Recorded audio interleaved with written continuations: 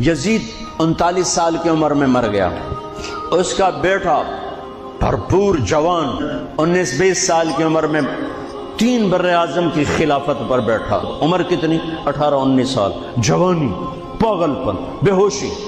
40 دن حکومت کی، 40 دن۔